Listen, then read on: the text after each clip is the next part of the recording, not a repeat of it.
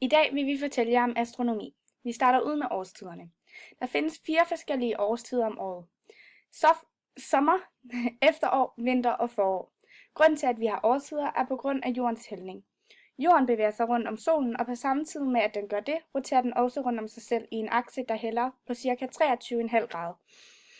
Denne hældning er grunden til, at den nordlige og den sydlige halvkugle skiftes til at pege mod solen i løbet af jordens kredsløb om solen. Det her er, hvad vi oplever som årstider. Når den nordlige halvkugle peger mod solen, får vi mere sollys i løbet af døgnet. Solenergien varmer luften op, og på den måde har vi forår og sommer. Når solen står højest på himlen, har vi den største solhøjde. Solhøjden er vinklen mellem horisontplanet og en linje til solen. Her kan vi også inddrage deklinationen, som er vinklen målt fra ækvator til en linje mellem jorden og solens midte. Deklinationen afhænger af solhøjden, da den jo ændrer sig, når solen flytter sig.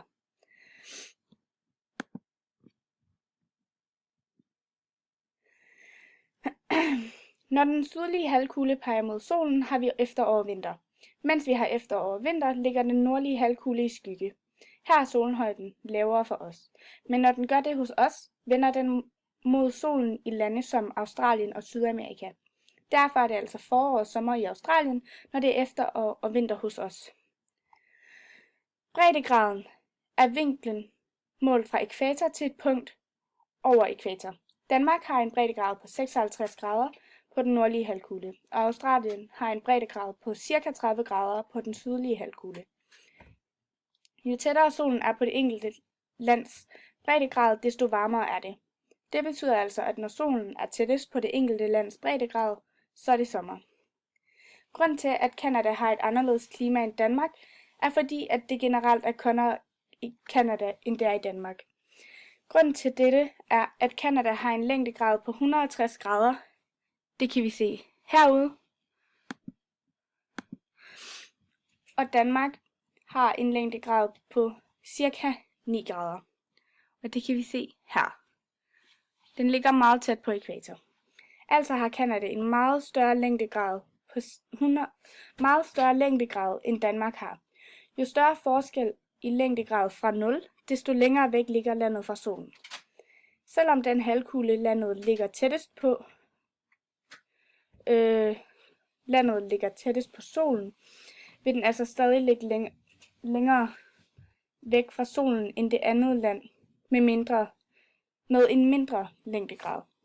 Canada ligger altså længere væk fra solen, når solen er tættest på den nordlige halvkugle, end Danmark gør. Solsystemets opbygning. Solsystemet er så stort, at astronomerne har valgt at bruge en middelafstand mellem solen og jorden som en længdeenhed. Dette kaldes astronomiske enheder og betegnes AE. En astronomisk enhed er 149,6 millioner kilometer. Solsystemet består af solen og 8 andre planeter, som er i bane omkring solen. Planeterne har hver en eller flere måner. Mellem Mars og Jupiter kredser nogle tusinde små planeter af blandede størrelser kaldes asteroiderne. Solsystemet er inddelt i det indre og det ydre solsystem.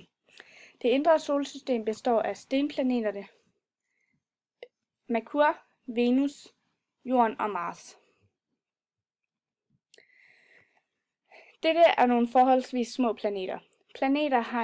Planeterne har en fast overflade og består hovedsageligt af stoffer med stor massefylde. Det er også disse planeter, som befinder sig tættest på solen. Da solen blev dannet, skubbede dens lys og solvind de lettere stoffer langt ud i solsystemet. Her kommer vi så til det ydre solsystem. Det ydre solsystem består af gasplaneterne Jupiter, Saturn, Uranus og Neptun, som hovedsageligt består af gasserne hydrogen og helium. Planeterne har ingen fast overflade og har alle mange måner. På disse måner er fundet store mængder vand i form af is. Alle planeterne i solsystemet, udover Pluto, er blevet besøgt og fotograferet af en rumsonde. Planetbanerne. Alle planeter, kometer og andre objekter i solsystemet bevæger sig rundt om solen. Banerne følger 3 love, som blev fundet af den tyske astronom Johannes Kepler i 1609. Kepler var oprindeligt ansat af den danske astronom Tycho Brahe, og da han døde, begyndte Kepler at anvende observationerne til at beregne planetbanernes form. Hans 3 love lyder følgende. Ellipseloven. Planetbanerne er ellipser med solen i det ene brændpunkt. Det her betyder altså, at den grønne linje her kaldes ellipsens storakse. På den ligger de her 2 brændpunkter, og i det ene brændpunkt, f.eks. den her, ligger solen. Jo tættere planeterne er på den ellipsebane, der er nærmest solen, jo hurtigere bevæger de sig. Det vil altså sige, at hvis solen ligger her, og planeten ligger her, bevæger den sig hurtigere, end hvis solen var her, og planeten ville ligge her. Så er der arealloven. Den siger, det areal, som forbindelseslinjen mellem planeten og solen overstryger per tidsenhed, er konstant over hele banen. Det her betyder altså, at summen af de 2 røde linjer, altså afstanden fra brændpunkterne til ellipsebanen, vil være den samme uanset planetens rotation herudenom. Det vil altså også svare til cirklens diameter. Så er der den harmoniske lov, som siger, den gennemsnitlige baneradius i 3. potens divideret med omløbstiden om solen i 2. potens er en konstant for alle planeter. Det er den ligning, som vi har her. Hvis vi vil omskrive ligningen, kan vi omskrive den, så vi kan finde omløbstiden i år. Og det gør vi altså ved at omskrive den til følgende ligning. T er lig med kvadratroden over r i 3. potens.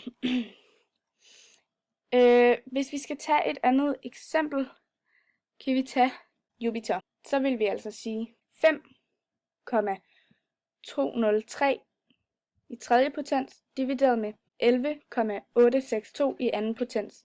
Og det vil altså give 1. Derfor kan vi altså konstatere, at konstanten opfylder kravene til konstant. Isaac Newton offentliggjorde i 1687 en lov for planetbevægelserne. Loven handler om, at banerne vi får enten kan være ellipse, parabel eller hyperbelbaner. Rødforskydning. Hvis rødforskydningstallet så er større end 0, bevæger lyskælden sig væk fra iagttageren, og det er så det her, der kaldes for rødforskydning. Det modsatte af rødforskydning kaldes for blåforskydning, og er når rødforskydningstallet er under 0, og lyskælden der så bevæger sig hen imod iagttageren. Og for at beregne rødforskydningstallet sæt, så kan man så bruge denne her formel. Og bagefter så kan man, eller ud fra det skal man så finde differencen mellem bølgelængderne i 2 spektre. Og hvor lambda er 0, så er det udsendte lys til den her, og det her til differencen. Og hvis rødforskydningstallet så er under 1, kan vi bestemme galaksens fart ved hjælp af denne her formel, hvor c det er lysets fart. Og lysets fart, det kan man se her, er 3,00 gange 10/8 meter per sekund. Og hvis galaksen så er på vej væk fra os, kan vi også beregne hastigheden ved den her formel. V er lige med h gange d. Hvor h er Hubbles konstant, og d det er så afstanden til galaksen. Og farten er proportional med afstanden til galaksen. Og Hubbles konstant står i dag til at være de 71 km per sekund per megaparsec. Og hvad nu hvis det ikke er objekterne, der flytter sig, men rent faktisk er universet, der udvider sig? Lad os forestille os, at universet er en rosinbolle, hvor rosinerne så er galakser, mens brødet er selve universet. Så jo længere tid der går, jo større vil brødet blive, og jo større afstand bliver der mellem rosinerne. Og så har vi så bestemmelse af afstande til stjerner og galakser. Hvis man omskriver Hubbles lov, kan man så bestemme afstanden til galakserne, som er den her. D er lige med farten divideret med Hubbles konstant. Og for at finde afstanden til en stjerne, vil vi så bruge jordens bevægelse, som sker en gang i løbet af et år. Og bevægelsen resulterer nemlig i en forskydning af synsretningen, altså som så er en palakseforskydning.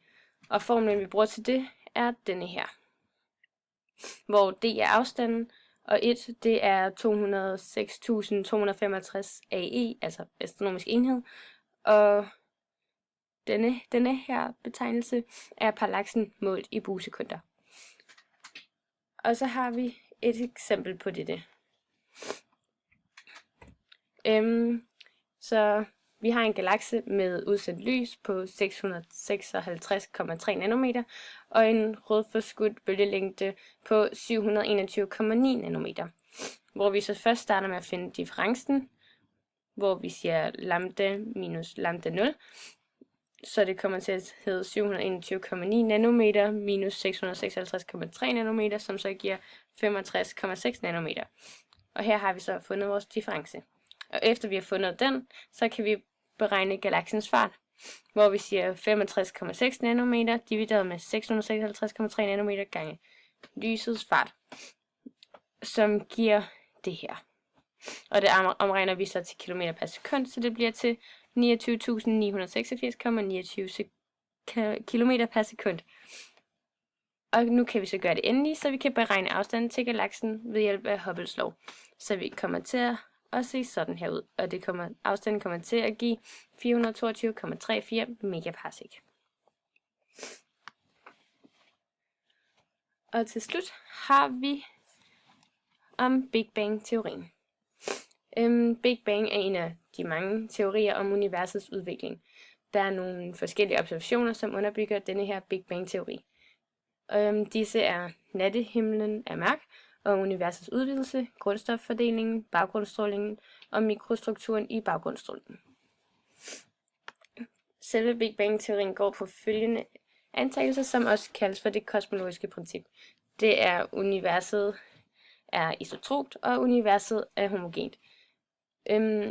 At universet er isotrop betyder, at universet ser ens ud overalt og er ens i alle retninger. Og at universet er homogent betyder, at stoffet i universet er nogenlunde jævnt fordelt, hvis man ser det på en stor skala. Og nogle observationer af nye supernovaer i fremmede galakser har tydet på, at universet accelererer i sin udvidelse.